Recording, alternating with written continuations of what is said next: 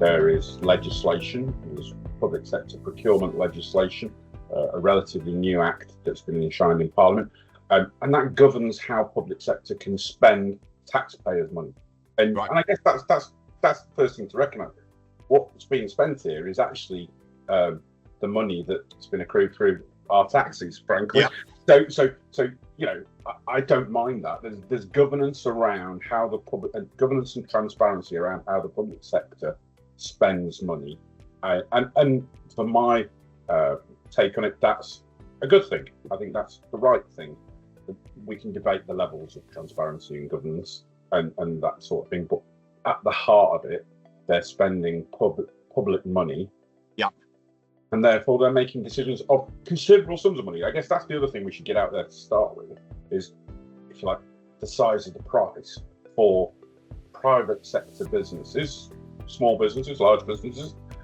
Public sector spends, hundreds of billions of pounds every year through with external bodies. So I think the last statistics I saw, it was a shade over £400 billion spent in 2023-24 with private sector companies. That's a huge sum of money. Absolutely. A huge market, or markets, because it's, obviously it's not just one market, and therefore, as a business, understanding how you tap into that, how you address that market is really crucial.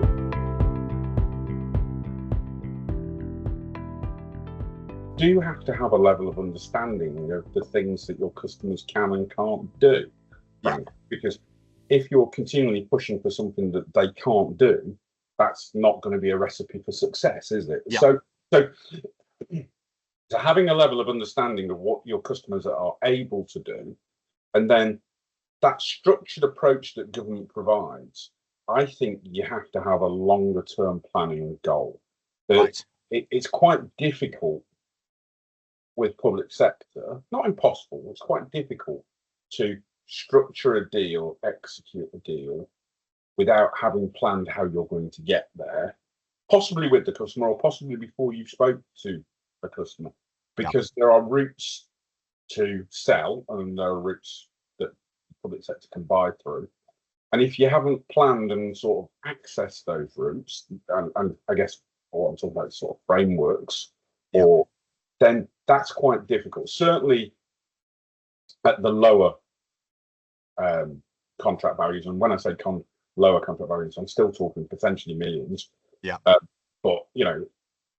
it takes a lot. It takes planning. You have to kind of realise that you're going to enter an element of public sector as a market, and then plot out how are you going to address that market. How are you going to enable that market to buy from you? Have you got the right things in place to be able to do that? And I think so. It just takes that little bit more planning. You've got to be able to tick the boxes, frankly, to be able to be a public sector supplier. Absolutely. So there are hundreds, if not probably thousands, of routes to market in the public sector. In the same way, you as a private sector supplier to public sector are never probably going to be across all of them in terms of knowledge. Guess what? The public sector buyers aren't across all of them either. It's virtually impossible to be aware of every single route to purchase or to sell. So sometimes you will have some knowledge that they don't have, and equally sometimes they'll have some knowledge that you don't have. And therefore, that conversation does say, "Oh, but we can't. We have sold through this route," and then they'll kind of go, "What's that? We haven't used that before." And then they might go away and do a bit of diligence and kind of go, "Right, okay, so that is available to us. What's the compliance that we need to go through as a buyer?"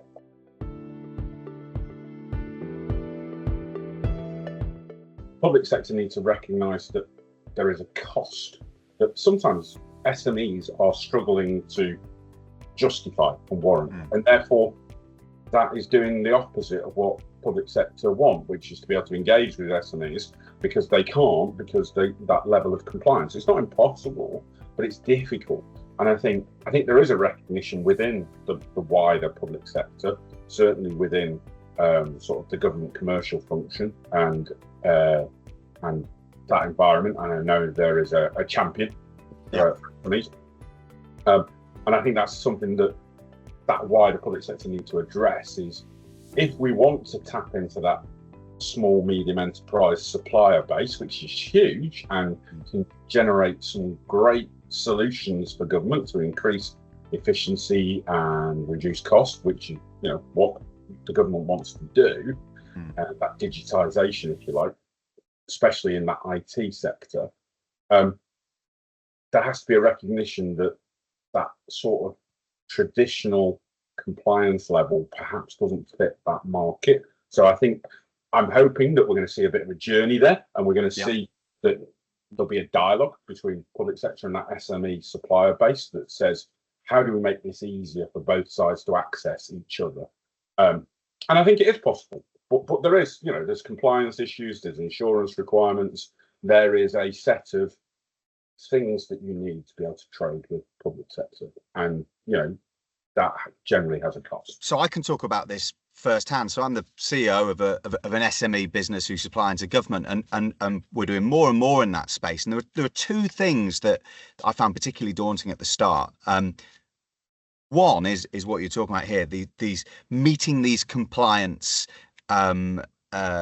requirements and the cost that inevitably goes in that, whether that's high insurances or having to do ISO stuff or cyber essentials, and keeping those up to date. There's a cost with those, but once you've sort of cracked that, you've kind of cracked it. Then the next bit is the risk.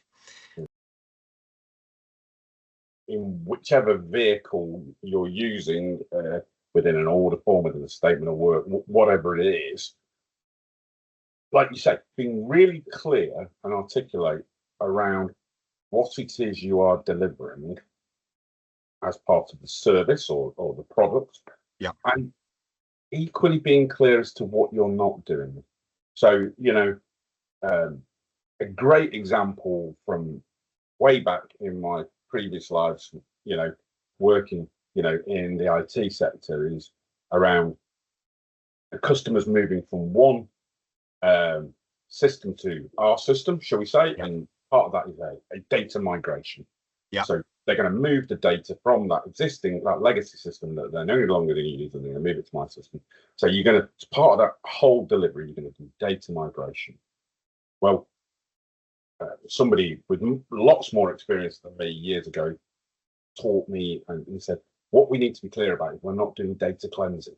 And what they mean by that is, when you move that data across, some of that data might be corrupted and stuff like that. Well, fixing that is a huge issue, and it's almost like how long's a piece of string. So when you write that statement of work, we will do data migration. To be clear, this does not involve data cleansing. It's not your responsibility within the price to fix that. You might then help the customer to do that on some form of time and materials, day rate basis, because you are professional, you're skilled, and you have some of the skill sets within your organisation to do it. But it's not within that fixed price. Yes. I guess that's the other thing, is understanding the nature of what you've sold in terms of your commercial mechanism. Is it a fixed price for a fixed scope? Is it a time and materials type? We will provide people on a day rate basis or an hour rate basis or a monthly basis, if like a service. Because understanding that will help you quantify your risk. Because that's what we've found, is there are things we have accepted in public sector contracts that we wouldn't accept in private sector contracts. But when you go into flow, what you tend to find is with public sector, you can manage those risks pretty well. They do say what they're going to say. Sorry, they do what they say they're going to do. And then you have these really positive things, which is payment. So long as you get the process correct, you will be paid on time, which is or certainly that's been our experience, which gives you a little bit more risk wriggle room, I feel, on some of the other things that you accept.